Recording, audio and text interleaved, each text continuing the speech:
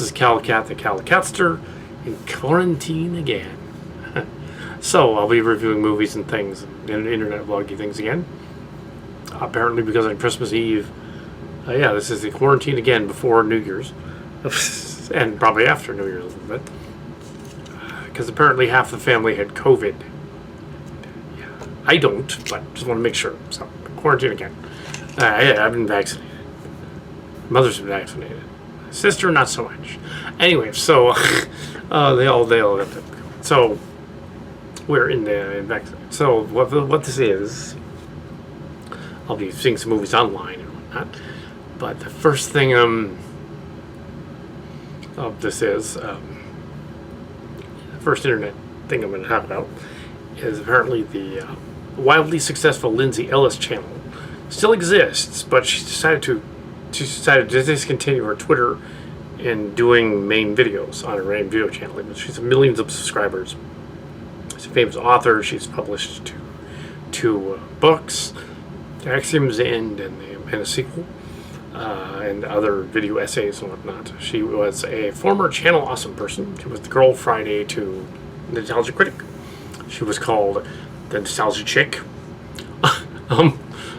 She was a fan of the Todd in the Shadows character, and they had a rapport going back in the day, during the early days of Calicat also being on the internet. We started at the same time, Channel Awesome, 2007, in this channel specifically, and something called the Klecken channel, which is gone. It was replaced, but it was lost years ago, 2013. We also had On Location Cat, which is 2011, which has a lot of our stuff. This one is, both of these were restarted in 2011, so they say 2011, but 2007.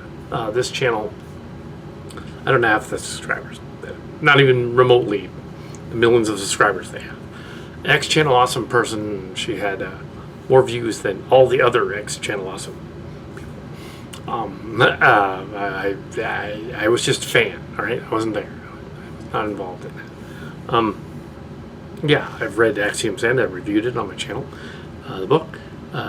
She went to the Hugo finalists and did not get the Hugo for the book. It's probably not Hugo material, but that's okay. I mean, fine. So anyway, that's fine. You can't be, Harlan Ellison right out of the gate. But no relation to Harlan Ellison, but that's the person that came to mind. The guy that wrote City on the Edge Forever. Yeah, and The Glass Hand and Soldier, which were Outer Limits and Twilight Zone, respectively. And they were the inspiration for the Terminator movies. Harlan Ellison, so why not? Whereas Axiom's End was more about Transformers, but it was a Transformers fanfic turned into it. She thought she could do for the Transformers fanfic what the lady did for Twilight fanfic and made Shades of Grey work, but it wasn't dirty, so that was probably what it didn't work. But you don't need to make it dirty to make it work. It's just you didn't know enough people. Anyway, a New York socialite that moves back and forth to California. Anyways, it was announced by Twitter. I don't have Twitter, but it was announced by Twitter and on the Jesse Gender site. Jesse Gender was upset because Lindsay Ellis, another fan, Lindsay Ellis had decided to quit because of all the trolls and the meanies out there.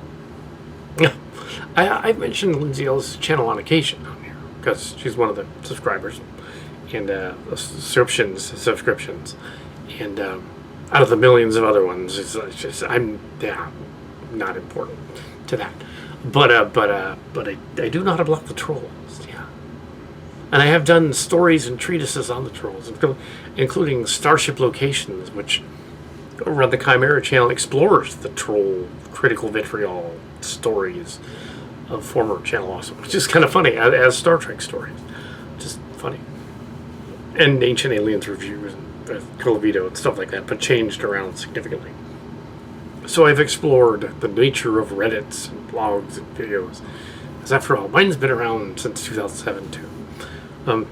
There's 2011. She left Channel Awesome in 2014 to she did to do something else with her life, basically. We won't go into all the other details of that, various other things. You can look that up. Whoever does the wiki page on that is on the wiki pages on that. It's fairly accurate, but yes. And they changed the channel people failed last year, so we don't need to go into how they changed the channel people failed. Or some of them did make Calicat a little more famous by putting our stuff without us knowing on some of their videos. And I was like, wait a minute, we weren't involved in channels. We were just fans. We were just, yeah. And they said, oh, sure. And it was a conspiracy. Anyway, so immediately a conspiracy. It must be it. Nope. See how many subscribers I got? No. Although I did have more. In the 2017, I had probably 500, 600 fans on this channel. Now I have 120 something. And it's because the algorithms messed with YouTube over the past couple of years and deleted a bunch of them for everybody. And my channel being smaller was impacted massively. The larger channel, they just disappeared. There were 1,000. They disappeared. They're gone. Don't know where they went. They're just gone. This one became the larger channel. I just keep cranking out videos one after the other. I set my videos so that I can screen the videos. Now, I understand somebody with 1 million subscribers, 10 million subscribers, can't, literally it's impossible to screen out everything. But somebody with only 150 subscribers, they can easily say, okay, well, somebody's going to come in here and bug me about something that they had an opinion about. I can block them. I can block the comment and it never gets posted. I can say, like, I can set it to YouTube channel to say, I want to screen the comments. I want to see them before they post. That eliminates all of the trolls they can't post. They go to the channel, they're like, oh, we want to post something mean about this review that you did. They're all, waiting to be approved by the editor. Yeah, it's not going to get approved. It goes bye-bye. Right into the dumpster. Yay! So, yes, I guess she can't do that. She would have to weed out millions of emails probably a day. That's just too much. Yeah, that's too much. Take a little bit of a break, like Shadowcat7 did. Another subscriber that disappeared for other reasons. But yeah, so she on Social Blade she's got to be. Yeah, a lot of anti-transphobic people are out there, and they didn't like that either. That she was LGBT friendly. They didn't like that. It's like, okay, yeah, people are dicks. Yeah, so. But yes, no, there's oddity of the internet, in that the anonymity being anonymous, makes you feel powerful, like you want to post something mean to somebody. Think about what you're going to post before you post, and maybe don't do it. And also, someone's opinion is their opinion. Now, for instance, I kind of sort of half-liked the new Matrix movie. Jesse Gender loved the new Matrix movie and all the other movies that the Wachowskis have ever done. Loved it. That was great. Okay, that's their opinion. Okay with that. So you might say, no, I can't believe you only half like this or half like that. It's like, parts of it were okay. But parts of it sucked. Especially that rendition of the Rage of the Machine song. Rage Against the Machine song. The Wake Up, yeah. I know I got it wrong in my review thing, and I commented on my... I did a review of the Matrix Revelations, and I put it up there. So, yeah, I got it wrong. I got the name of the song wrong and all that. But I knew what I meant. So I posted in the description, okay, yeah, I got the name of the song wrong. Here's the name of the song. And yeah, I fixed that. And also, Robert Pattinson was not involved. Got that guy wrong. I got the other guy, Robert... the Doogie Howser guy was in it, basically. And I thought it was somebody else, Robert Patrick. It wasn't. It was the Doogie Howser guy. Should have known. But And the other guy with the beard, I don't know who that was. Make that clear. Apparently, and the other guy with the beard was apparently the Merovingian, apparently. And Christina Ricci's cameo was in the very beginning, in the boardroom scene. Yes. And also, the cast member, he was in the scene with the fake bullet time thing on the street. So, yeah. Yeah. One word to mention that. Anyway, so the point is that I wasn't in it. No, but no, it's not a sellout. Some people thought it was a sellout. But yeah, there were actually really, really vitriolic, angry trolls on Lindsay Ellis' site, mainly about J.K. Rowling, and mainly about, this is related, and mainly about Edison Kane's, I think her name is Kane. She wrote Omegaverse books about werewolf books. She didn't invent werewolves. She just, because somebody else many years ago invented that. Many years ago. We've been over that too. And vampires. Yeah, fan fiction where you have werewolves and vampires and mummies, stuff like that, is ancient. It's ancient stuff. Comes out of the Victorian era, comes out of the 1800s. So anybody that says, I thought of this and this is my work, you're misled. You're confused. No, you did not think of fanfic with werewolves. You don't have the moratorium or the copyright on fanfic with werewolves. Sorry. Geez, even the lady that did the Twilight books, and she's transphobic. She wouldn't. Yeah, she doesn't. She's weird too, like Rowling is.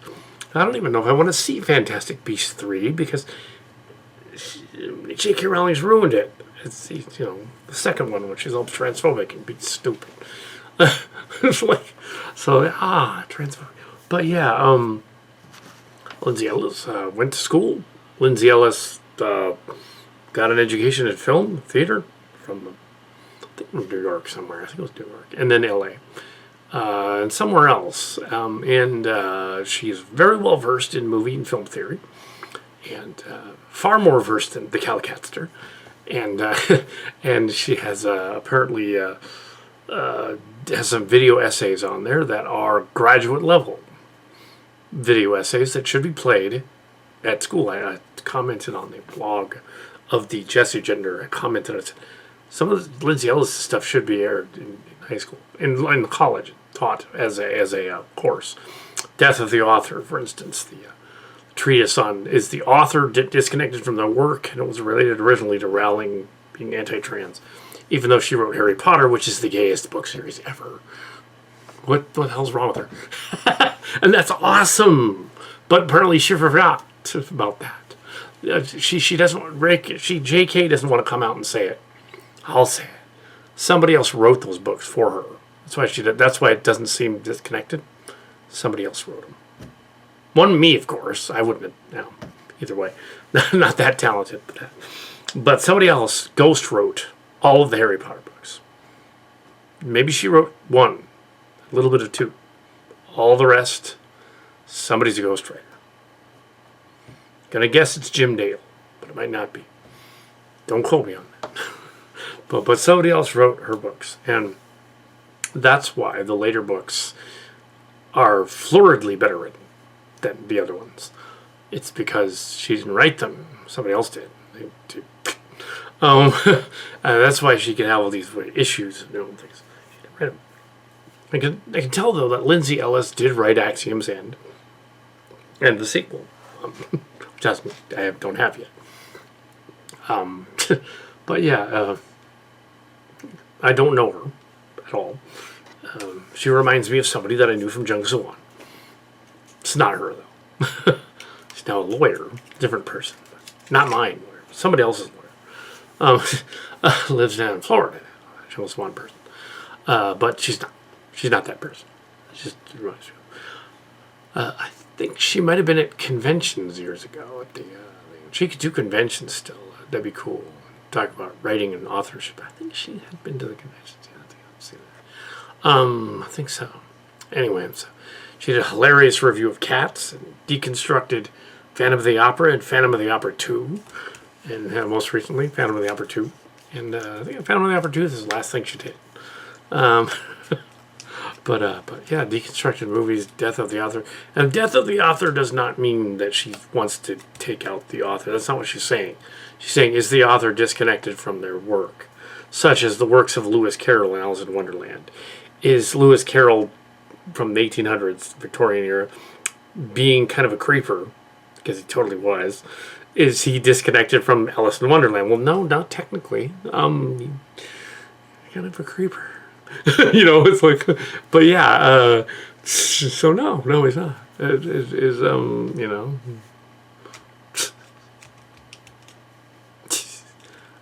probably there's a lot of actors out there that got in trouble recently. You know, that are not disconnected from their works. You can't look at a Kevin Spacey movie the same way anymore, or show, or whatever, or Johnny Depp movie in a show, or what, or you know, or Armie Hammer show in the same way anymore, just because things happened, you know. Now the other dude from the Kevin Spacey movie, Baby Driver, he got in trouble, and he's just in this new West Side Story movie, and I haven't seen it yet, but yeah, I have to catch that on the internet. But yeah, so yeah, are they disconnected from, you know, material? Don't know. I'm not gonna take an opinion either way. I guess they are not. I guess they aren't disconnected. Can't really. Fantastic Beast movies. They want to make 5 of them. The third one is like, they showed a trailer for the third one. I just didn't discuss it, and you know, yeah. So this is kind of a rambly thing here that I'm doing. But yeah, they shouldn't be trolling all over people's websites because they're jealous, and I'm sure they were jealous. And they're like, no, this person has better stuff than I do. Destroy them. It's like, no, they're not. but yeah, various other weirdnesses and controversies of film and video. Hopefully there will be some sort of return of Ellis. She'll do something else elsewhere, or come back to her website with blocks on the radio so that she can't get yelled at. Oh, and the thing that they were most on about, which is just the thing she used as the excuse for just being tired of it, but the thing that they were on about, and I'll also address it because I addressed it in my review of the movie as well. They were mad about Raya the Last Dragon, in the same way that other fans were mad about Kevin Smith's He-Man, but then retracted their stuff when they saw part 2 and thought it was okay. They were mad about Raya the Last Dragon and going on about anti-Asian sentiment that she didn't actually have, but they went on about it anyway because they were confused. And yeah, and which is weird because yeah, I've seen other videos and reviews, and the relatives that are married to East Asians and family, and they saw the Raya the Last Dragon movie, and they're all, yeah, the only thing wrong with the movie really was that they were the wrong kind. Yeah, they weren't against East or North Asians being in it. They just said, well, if they were trying to be the ones from the East, they were playing like they were the Northern Polynesians. And it makes sense. Moana was more accurate. Mulan was less accurate. So that's all they griped about. And Lindsay Ellis went on a little bit of a diatribe about the Raya the Last Dragon being like The Last Airbender, guessing it was about The Last Airbender. But if you see the commentary and description by the people that did Raya the Last Dragon last year, or it's this year, but it was the beginning of this year. Yeah, it's not 2022 yet. They actually commented, yes, we watched Last Airbender and Legend of Korra, and we liked it, and we wanted to do our own version. So Lindsay Ellis is totally right. I don't care if those guys think it's the wrong opinion. They were totally right. Creators of Raya the Last Dragon were fans of The Last Airbender and a number of other things. They were fans of Crouching Tiger, Hidden Dragon. They were fans of Some old Bruce Lee movies as well, the classics, Enter the Dragon and whatnot. And they threw all of that in there. A big pot, cooked it up like some good dim sum. And there it was, some chop suey, some San Francisco made up thing, over here in the Bay Area. Chop suey doesn't mean anything at all. Fortune cookie was invented in San Diego. As Lindsay Ellis would know, it's not even Chinese. It's fortune cookie. It's San Diego. So, San Diego. Chop suey was San Francisco. So, a number of other things. And no, they did not invent gays either. That was earlier. Somebody else. San Francisco perfected the bizarre Pride Parade, though, I think. Excellent. Good for them. Yes. Good for them having a Pride Parade. And, although some of them got a little carried away, they had some that were naked. Yeah. I don't want to see naked men. I just don't. It's not my thing. Especially if they're paunchy, middle-aged naked men. I don't want to see a bunch of middle-aged dudes running around. Being a middle-aged dude, I want to see other people be walking around naked, showing their ding dongs. No, I don't want to see that. See, that's the trouble with the nude beaches too. You go to a nude beach in there. It's all middle-aged men looking to think there's going to be a chick showing up. There is never going to be a chick showing up. Anyway, so yeah. It's a joke from Eurotrip, which is actually true. Anyway, so yeah, middle-aged men running around, and they complained about things like the snowflake alt-right people probably mainly are complaining, about things like the Captain Marvel movie. There's too much women's in power. Maybe that was kind of the thing that they were on about with Ellis, but it doesn't really make sense because she's a sci-fi author who happens to be smart. I think they're jealous of that. I think they don't like to have a smart woman on there that can actually run circles around them about movie trivia. She literally can run circles around it.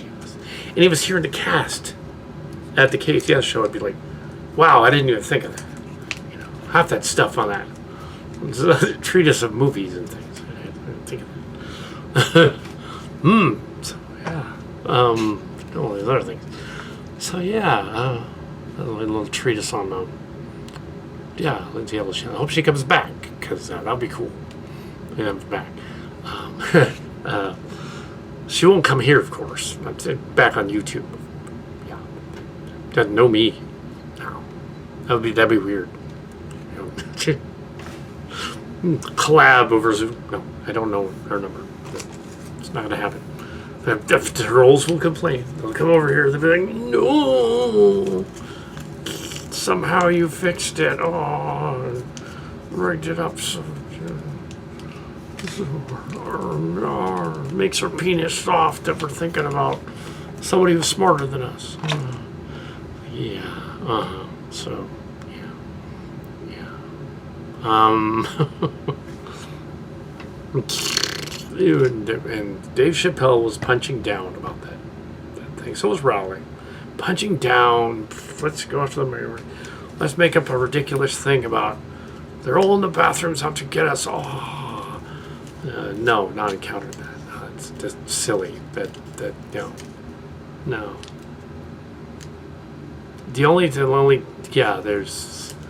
They're on. That Rowling was on about. J.K. Rowling was on about the creepers in bathrooms, basically. The only time I ever met anybody like that was at a convention, and there was a guy in a dress. He was a drag queen. He was not a trans. He was a drag queen, and he was concerned because those stories have been going around before Rowling thought of it. This is 2 years before that, and he was like concerned. The guys somebody would take him, beat up on him or something because he was walking around in a dress. And he went in the bathroom, and I went in the bathroom, and I was like, and he looked nervously at me. I was like, "What are you nervous about? I'm going to take a pee," and sort of. And he felt much better, and he took a pee, and I took a pee, and I left. It's like I would care if your dress wouldn't bother me any. I'm wearing a Star Trek outfit, so there. Yeah, so nothing happened, but Yeah, that wasn't creepy. He was just some dude in a dress, hiked up his dress, like trying to get his, out and pee and standing up. Usually kind of funny, actually. Yeah, to keep from getting it all over the dress,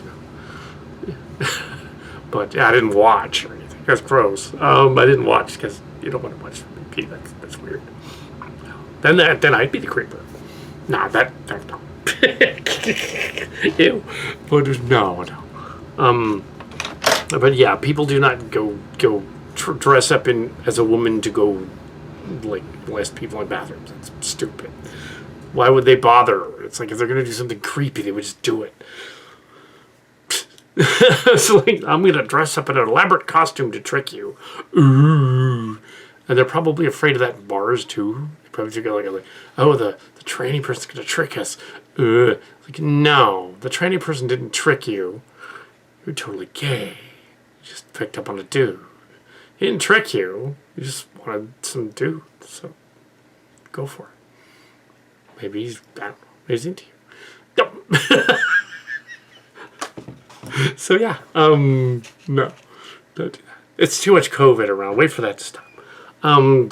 So that is my treatise on just chatting about, shooting the shit about when Lindsay Ellis left the show. Well, not the show, but her channel. Why do I keep saying the show? She's not one of us. I've just subscribed to her. I will continue to watch the videos. They're still up. And I don't have a Twitter. I used to have a Twitter. But it was a cesspool 4 years ago when I had one. I was like, I don't need a Twitter. It's stupid. I don't need an Instagram. Nobody wants to see a million pictures of me either. Screw that stuff. I don't need pictures of me. Calcat Show does not have an Instagram. There's YouTube channels. And yeah, YouTube is kind of a mess. I'm not leaving it though, because there's no other platforms. As Mgo the Freaking Geek pointed out, that's his name. Mgo316, Transformer reviewer, pointed out in his review, as well as Thew's awesome reviews pointed out as well. YouTube is kind of a mess this year because of all of the algorithms and the commercials that pop up, and you just scroll back and scroll away to get rid of the commercials, and it's really, really annoying. But we stay because there's nowhere else to go. You can have a Patreon or whatever, I guess, but yeah, there's nowhere else to go. So. As for other next season stuff, that's the pipe. We will discuss at New Year's. Anything else might be in the early stages. Like a second season of Starship Locations on the other channel. Some other fun stuff with the original cast of the Chimera from the early 2000s. Yeah, that group. Some of them are coming back. Also we have. But yeah, no. And also we have, tentatively titled a Transtech Robotech story with a bioship thing. I don't want to give away the title yet because then someone will inevitably steal it just for their version. As it will happen, because even though the Martian guy, the guy who wrote The Martian, Danny Weird, so they're not going to steal your stuff. Speaking to that person specifically, whereas with the Calcat Show, they have borrowed our stuff and other things. So I guess we're famous. With only 700, well, only 100 some subscribers. However, 44,000 views. So, half the population of Milpitas has seen my videos. That's something, I guess. But yeah, and next year we are likely to pass episode 1,000, video 1,000 on here. It's, I think it's 970 at this point. Easily next year. 1,000 videos. The Lindsay Ellis current channel, 2014 channel, has about 130 videos. However, even though it's only 130 videos, it's probably been reposted and deleted many times over. Yeah, and those videos have 1 million views apiece or something, so they're quite famous. She's quite famous. Yeah, an ex-Channel Awesome person from way back in the early days of the Yeah, I don't know if it goes back to Spoonie. Might go back to Spoonie. Might go back to McCloud and Spoonie and those guys. I'm not sure, but it might. It might. So, yeah, I know nothing about them. I just heard about them. Anyway, yeah. So, Red Letter Media did a shout out to Gallicat Show. It was pretty funny. Christmas one. The Christmas one and the one before. They shouted out to us twice. Apparently they saw the Chimera thing, or part of it where like where they were in it as avatars, as other characters, and they were all like, yeah, somebody's got a Star Trek fan film. They did Galaxy as an episode of their fan film. They're like, oh, really? Well, that's a waste of time. They each looked away. It's pretty funny. That was good. That was a waste of time. Not as much a waste of time as if they reviewed seasons 2 and 3 of Discovery. 3 to 4 of Discovery. Whereas even Star Trek Discovery, even this today was I guess there was one on Thursday, but even the one from a couple of weeks ago was a bad episode in there. It's really bad. Yeah. Although Trekyards did predict what the anomaly was going to be, yeah, they nailed it. I didn't think it was going to be that silly when they figured out what a subspace anomaly from a galaxy or whatever. I didn't think it was going to be that silly, but I should have known better. It was going to be that silly. They got to stop doing universe-ending stories. Whereas the big real of the Star Trek Starship Location Strange Worlds story was that the Bluegills got together with this other group from Awesome Channel and Marshall Sportiest, and apparently they made a bunch of like hypnotic trance planets and bases and ships and stuff and put them around for the crew to find, for them to get trapped on the trance planet and alter their brains with thought makers from the Ferengi. So, sure, why not? Sure. Why not? It's sci-fi, why not? In a nod to some of my other stuff. Incidentally, I have many books on Amazon. If you want to check under Adam Brown and under Calcat. You can on Mark's card. There are many, many, many, many books. None of them will ever get to Hugo. But yes, Canary Space, Space Vanguards USV, not to be confused with other Vanguards. Space Vanguards USV. The Clark Saga. Cillian Realms, Starship Collective, Starship Locations Collectives, and Space Time Eye. And yeah, that's pretty much, yeah, but they're a series. Yeah, and there's going to be more. And, well, one story idea that is floating around is a very distant space Matryoshka thing, which was kind of like the one from before, but we're going to do it right. That's in preliminary stages. Very early, like, there's not even characters yet. But we want to do something with the galaxy far away or something. So we'll see about that.